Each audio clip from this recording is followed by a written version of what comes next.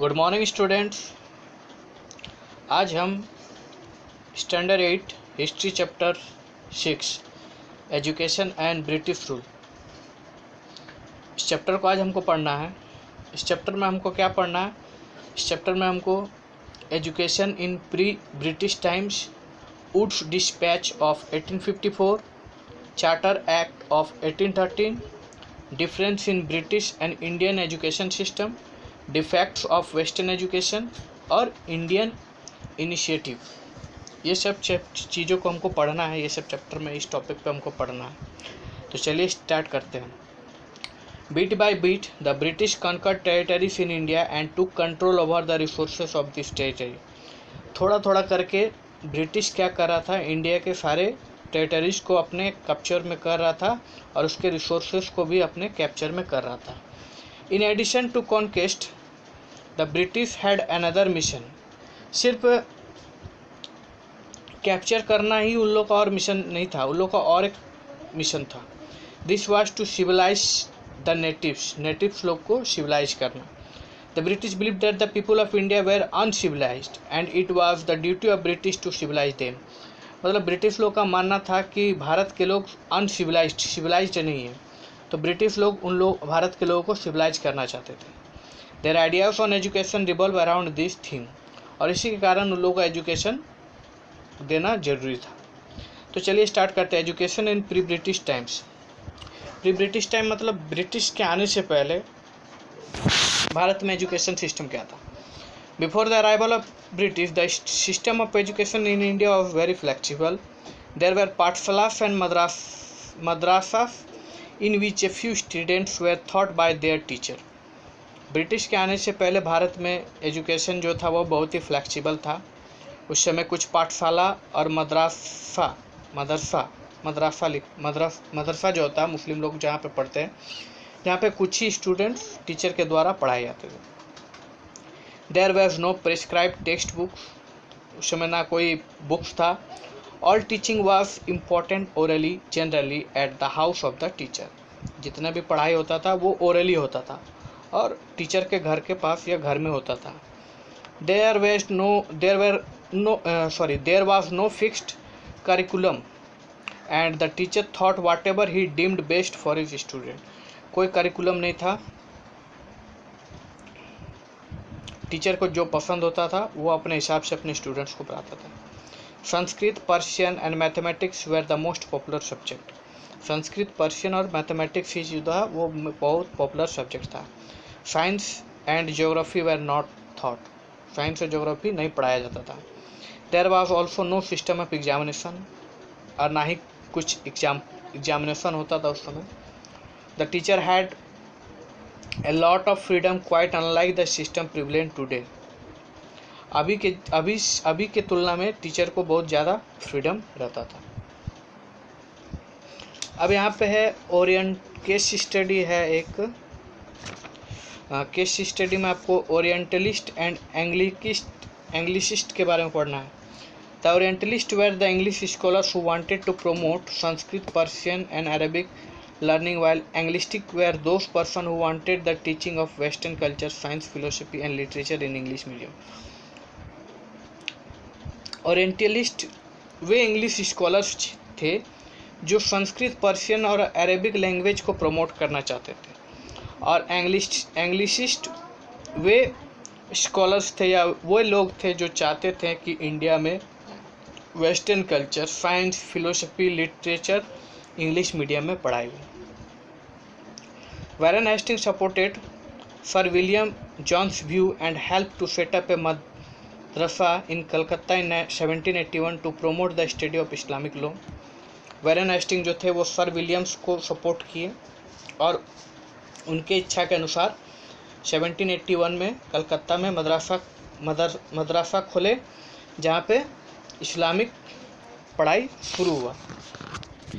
In 1791, Banaras Sanskrit College was set up by Jonathan Duncan at Banaras to encourage the study of ancient Sanskrit text। उसके बाद Sanskrit college Jonathan Duncan के द्वारा बनारस में खोला गया, जहाँ पे संस्कृत टेक्स्ट का पढ़ाई शुरू हुआ। James Mills thought that education needs to be practical in order to be useful. उसके बाद जेम्स मिल सोचे कि भारत में ऐसा एजुकेशन का ज़रूरत है जो कुछ काम का हो। Lord Thomas Macaulay was of the view that the Indian should be imparted western learning. तो लॉर्ड थॉमस मैकॉली जो था, उनका व्यू था कि भारत को वेस्टर्न लर्निंग मतलब इंग्लिश एजुकेशन का ज़रूरत है। The debate between the orientalist and Anglicist went on for quite for some time and was ultimately reverse in favour of Anglicist. तो ओरिएंटलिस्ट और एंग्लिसिस्ट के बीच में डिबेट हुआ और फाइनली एंग्लिसिस्ट के बातों को माना गया, मतलब इंग्लिश एजुकेशन इंडिया में शुरू हुआ। नेक्स्ट है आपका Wood's dispatch of 1854। Wood's dispatch of 1854 में क्या हुआ? In 1854, the British government declared its intention of creating a properly articulated system of education from the primary school to the university। 1854 में British government declare किया education system को primary school से लेकर university तक का एक ढांचा तैयार किया। This declaration known as Wood's dispatch of 1854। और ये जो डिक्लेरेशन ब्रिटिश गवर्नमेंट के द्वारा किया गया था, इस डिक्लेरेशन घोषणा को वुड्स डिस्पैच ऑफ 1854 नाम दिया गया। Was the most important steps in the development of education in India. India में एजुकेशन डेवलपमेंट का ये सबसे मोस्ट इम्पॉर्टेंट स्टेप माना जाता है। It set forth a comprehensive scheme to promoting education in India. ये जो क्या किए, एक कॉम्प्रहेंसिव स्कीम तैयार किए जिससे इंडिया में एजुकेशन को प्रमोट किया जाए। It made a provision for spreading education from primary up to university level। इससे क्या हुआ, ये एजुकेशन जो है प्राइमरी से लेके यूनिवर्सिटी लेवल तक का हो गया। तब schools, colleges and universities were set up in Calcutta, Mumbai and Madras. उसके बाद स्कूल्स, कॉलेजेस और यूनिवर्सिटीज कलकत्ता, मुंबई और मद्रास में इस्टेब्लिश किए गए। Department of education were to be set up in all the provinces. हर प्रोविंसेस में, हर प्रांत में एजुकेशन का एक डिपार्टमेंट बनाया गया। There were expected to supervise education. उसमें एक्सपेक्टेड किया जाता था कि मतलब वहीं से एजुकेशन को सुपरवाइज किया जाता था। And provide financial aid to the various education institution in province. और उस प्रांत के अंदर में जितने भी शिक्षक मतलब शिक्षा के जो मतलब जैसे स्कूल्स, कॉलेज, यूनिवर्सिटीज़ वगैरह थे, शिक्षा संस्थान जो बोल सकते हैं, उस शिक्षा संस्थान में लोग को फाइनेंशियल हेल्प करने के लिए ये डिपार्टमेंट बनाया गया था। Teacher recruitment and training institute were to be set up all over the country. उसके बाद देश में टीचर रिक्रूटमेंट और ट्रेनिंग इंस्टीट्यूट खोला गया जहाँ पे टीचर को ट्रेनिंग देके टीचर बनाया जाने लगा और स्कूल, कॉलेज, यूनिवर्सिटीज़ में पढ़ाने के लिए। उसके बाद Christian missionaries were the first to establish educational institution attached to their churches in India. Christian missionaries जो थे वे सबसे पहले एजुकेशनल इंस्टीट्यूशन अपने चर्चेस में, इंडिया में अपने चर्चेस में ही एजुकेशन इंस्टीट्यूशन खोले थे। Initially such as school were set up mainly in Madras, Mumbai and Calcutta and their medium of instruction was English। और फिर क्या हुआ, बहुत सारे स्कूल्स मद्रास, बॉम्बे, कोलकाता में खोले गए और उस स्कूल में पढ़ाई का जो मीडियम था वो इंग्लिश मीडियम था। नेक्स्ट है आपका charter act 1813। A humble beginning in the field of education was made by the British with the Charter Act of 1833। उसके बाद सबसे बड़ा शुरुआत जो है एजुकेशन भारत में, जो एजुकेशन का बारे में ब्रिटिश लोग के द्वारा किया गया था, वो था आपका charter act of 1813। It provided for a sum of rupees 1 lakh to spend annually on the education in India. जिसमें यह तय किया गया था कि भारत में शिक्षा के लिए 1 लाख रुपया सालाना खर्च किया जाएगा। but this small sum remained unutilized for a long time because it could not be decided whether to impart Oriental education or English education. तो ये जो 1 लाख का पैसा था ये बहुत दिन तक यूटिलाइज्ड नहीं किया गया क्योंकि ये बहुत ही छोटा रकम था और ये डिसाइड नहीं किया गया कि इस पैसा को किस में खर्च करना चाहिए, ओरिएंटल एजुकेशन में या एंग्लिशिस्ट एजुकेशन में. Finally, Lord Macaulay recommendations were accepted to start English education as it was considered to be superior to Oriental education. With the English Education Act 1835, the government decided to spend the allotted money on promoting Western education through the medium of English. उसके बाद Lord मैकॉली के द्वारा जो recommendation दिया गया था उसमें क्या हुआ था कि भारत में इंग्लिश एजुकेशन को बढ़ावा देना चाहिए और बाद में वो मनी जो है वो इंग्लिश एजुकेशन एक्ट जो मतलब चार्टर एक्ट था उस एक्ट को 1835 में इंग्लिश एजुकेशन एक्ट के नाम से उस मनी को इंग्लिश एजुकेशन में खर्च के लिए दिया जाने लगा. They decided to teach European literature and science. वे यूरोपियन लिटरेचर और साइंस को पढ़ाने लगे. Wood's dispatch look down on the Indian way of learning and emphasis on the value of western language. Wood dispatch क्या हुआ? Wood dispatch से क्या हुआ? इंडियन वे ऑफ लर्निंग मतलब भारत में पढ़ाई का तरीका जो था वो चेंज हो गया. अब वेस्टर्न एजुकेशन स्टार्ट हो गया. It outlined many benefit of such an education they were. और इससे बहुत सारा एजुकेशन सिस्टम में बेनिफिट हुआ. उस बेनिफिट को हम यहाँ पे पढ़ेंगे.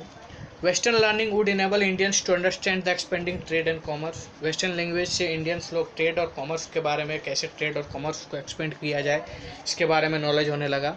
It would open of Indians to the western way of life and create a demand for British goods in India. जिससे क्या हुआ, इंडियंस जो है वेस्टर्न वे मतलब लाइफ वो लोग वेस्टर्न जैसे अब बोलना रहना सीख गए. It would develop the required skill in Indian to ensure a continuous supply of manpower to work at a lower level of government. British को फ़ायदा क्या हुआ? ब्रिटिश को अब वो अपने भाषा में उसको मतलब तैयार करने लगे, उनके अंदर अच्छा स्किल्स डेवलपमेंट करने लगे जिससे उन लोगों को नीचे से ऊपर लेवल तक अच्छे मैन पावर मतलब अच्छे पढ़े लिखे लोग मिलने लगे.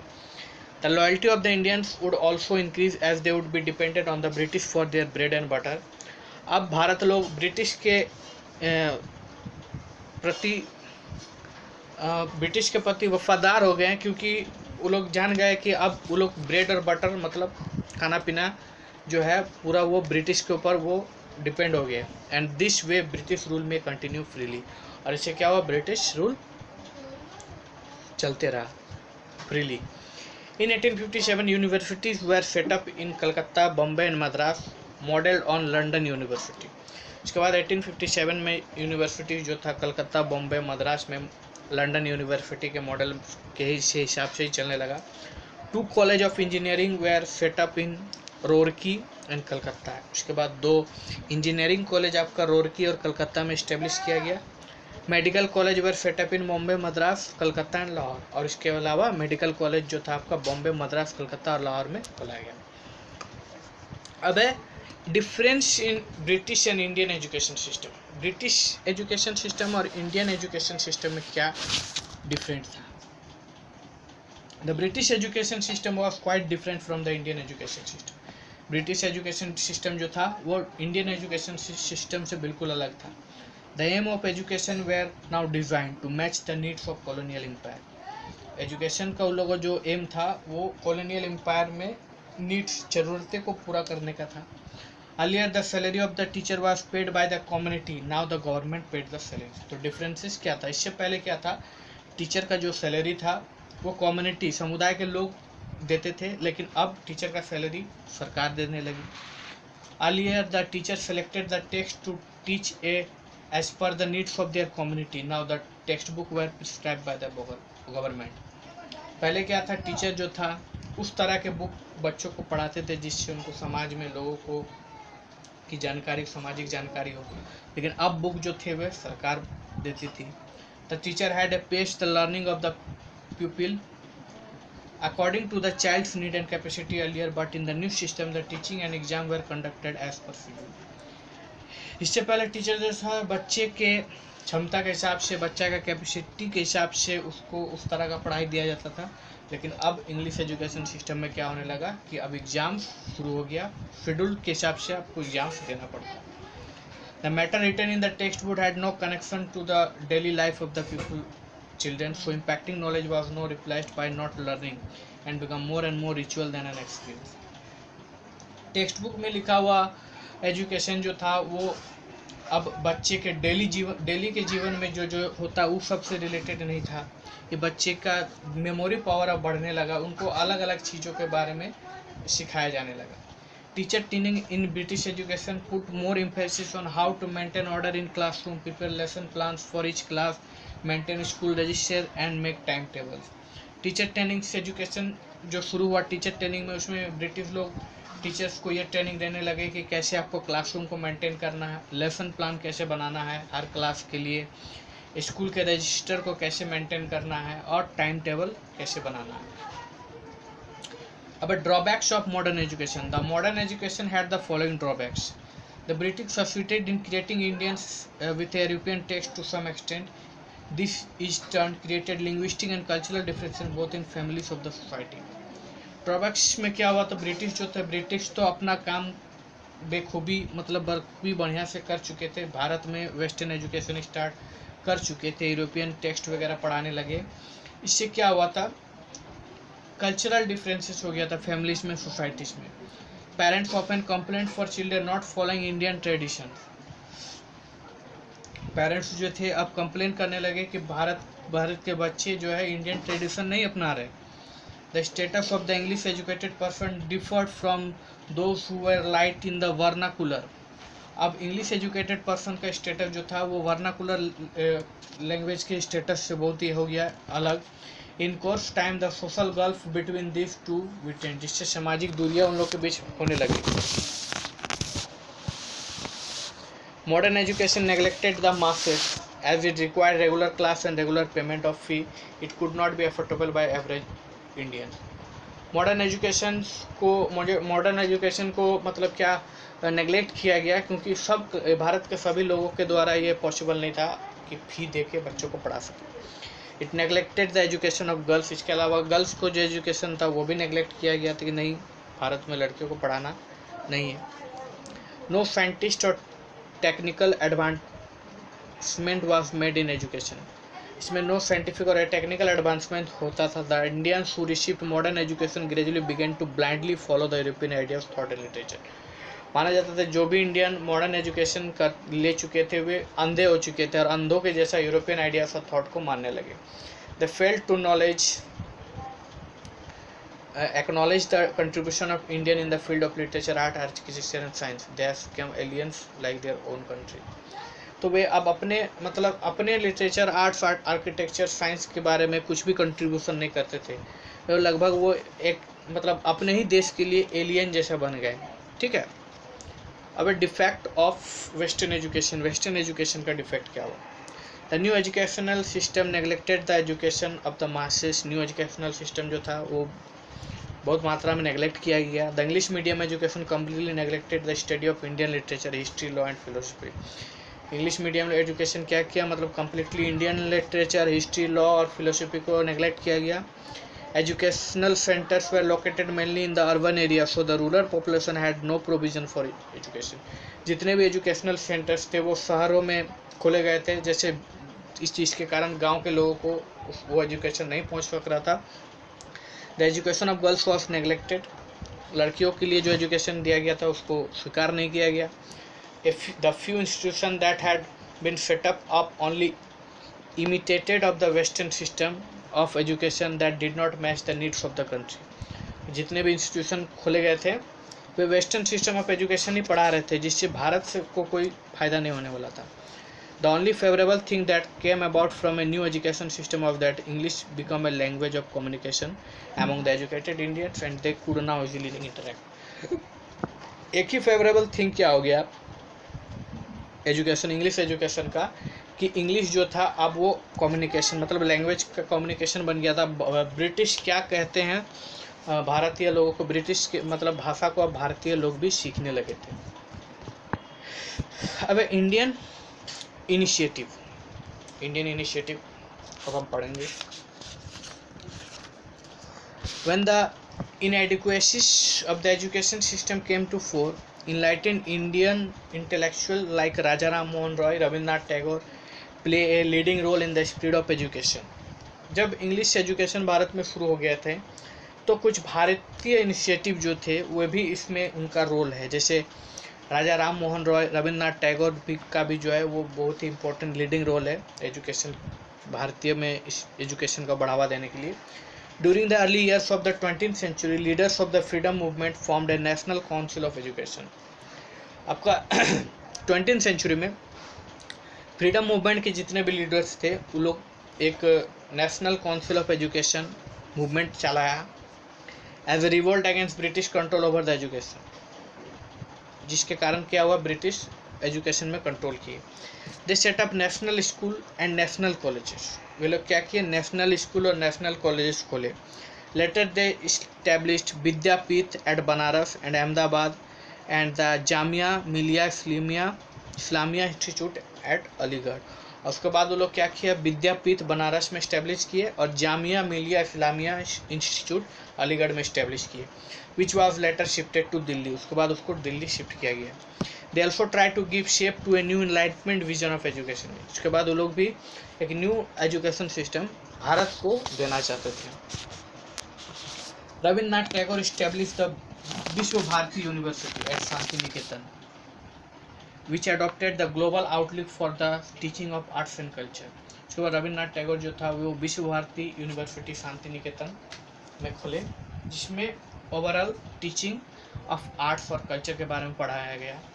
महात्मा Gandhi started school under his Nai Talim और a new teaching scheme. Mahatma Gandhi जो थे नई तालीम में अपना एक स्कूल खोले, उसमें न्यू टीचिंग स्कीम स्टार्ट किए.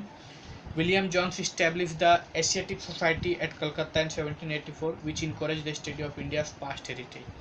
इसके बाद विलियम जोन्स जो थे वो एशियाटिक सोसाइटी कलकत्ता में 1784 में खोले, जिसमें इंडिया के पास्ट हेरिटेज के बारे में पढ़ाया जाने लगा. Scholars belonging to this institute began to study Indian art, architecture, literature, philosophy, science etcetera. और इसमें जितने भी स्कॉलर्स बिलोंगिंग थे वे उसमें Indian art, architecture, literature, philosophy, science को पढ़ाते थे. As a result of their research the glorious history of India came to be unrevealed and its knowledge encouraged the Indians to believe that they could save their future to.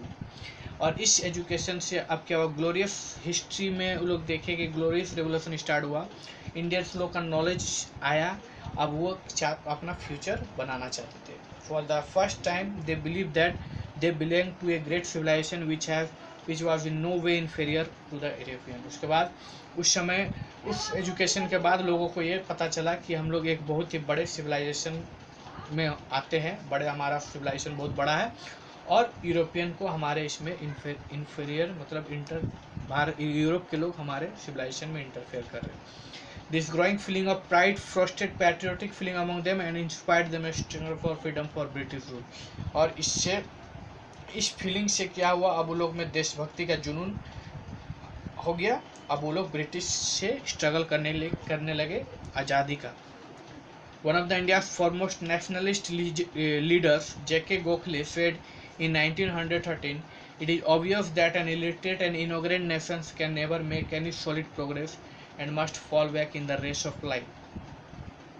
तो GK Gokhale जो थे वे 1903 में कहे थे, "It is obvious that an illiterate and ignorant nation can never make any solid progress and must fall back in the race of life."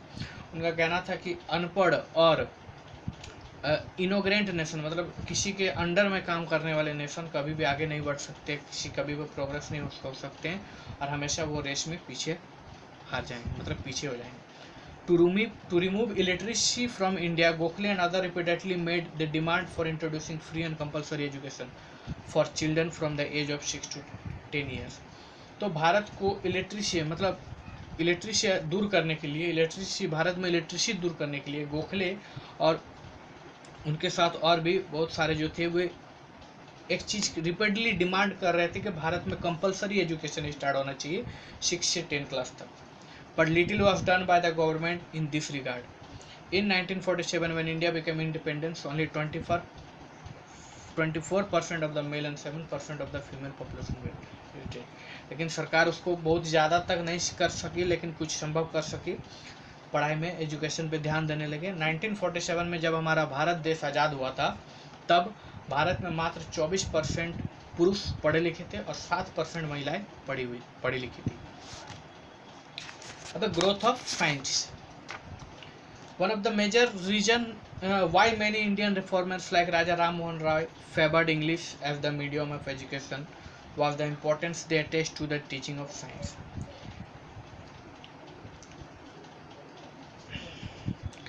कुछ ऐसे हमारे देश के इंडियन रिफॉर्मर थे जो एजुकेशन सिस्टम को अच्छा भी मानते थे, क्योंकि साइंस टीचिंग हमारे लिए बहुत ज़रूरी था। In all Indian system of education science had been neglected. पुराने एजुकेशन सिस्टम में साइंस को बढ़ावा नहीं दिया गया था, साइंस को लोग बढ़ावा नहीं दिए थे, साइंस को नेग्लेक्ट किया गया था। This reformer believe that the negligence of science in India had been a principal reason for India's backwardness. तो इस तरह के जैसे राजा राम मोहन राय जैसे इंडियन रिफॉर्मर्स जो थे, उन लोगों का मानना था कि भारत में साइंस को नेग्लेक्ट करना मतलब भारत का बैकवर्डनेस, पीछे जाना, प्रगति पे रोक लगना है। दे setup scientific society for popularising. तो राजा राम मोहन राय क्या किए, साइंटिफिक सोसाइटी सेटअप किए जिसमें साइंस को पॉपुलराइज करना शुरू किया। केस स्टडी में हम पढ़ेंगे Aligarh Muslim University. In Aligarh modern education began due to the effort of sir Syed Ahmad Khan. Aligarh में मॉडर्न एजुकेशन जो थे वो सर सैयद अहमद खान के द्वारा इस्टेब्लिश्ड हुआ था।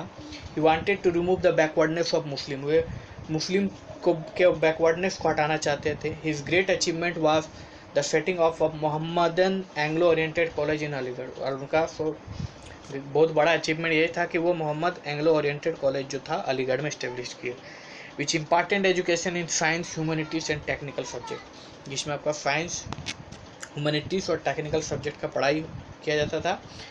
The medium of teaching in this college was English. इसमें इंग्लिश मीडियम में पढ़ाया जाता था। This college is now called the Aligarh Muslim University. और यही कॉलेज बाद में अलीगढ़ मुस्लिम यूनिवर्सिटी AMU के नाम से जाने लगा। इन the princely state of Baroda, ये प्रिंसली स्टेट बड़ौदा में है। उसके बाद नेक्स्ट पढ़ते हैं।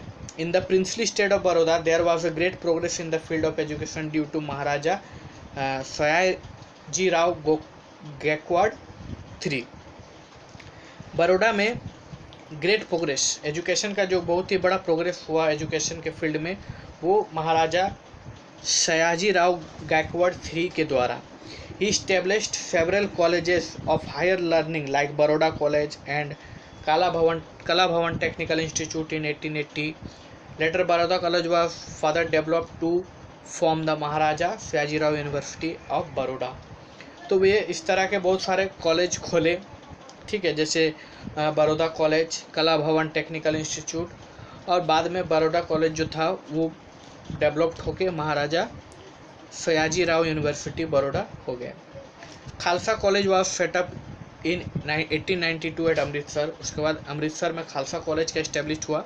It was an institution of higher learning for all communities beside Sikhs. यहाँ पे सिक्स के अलावा हर कम्युनिटीज़ के लोगों को यहाँ पे एजुकेशन दिया जाने लगा। It also promoted Punjabi literature, Gurmukhi and Sikh culture. इसके अलावा ये पंजाबी लिटरेचर, गुरुमुखी और सिख कल्चर को भी बढ़ावा देते थे। Thank you. ये चैप्टर आपका कंप्लीट हो गया।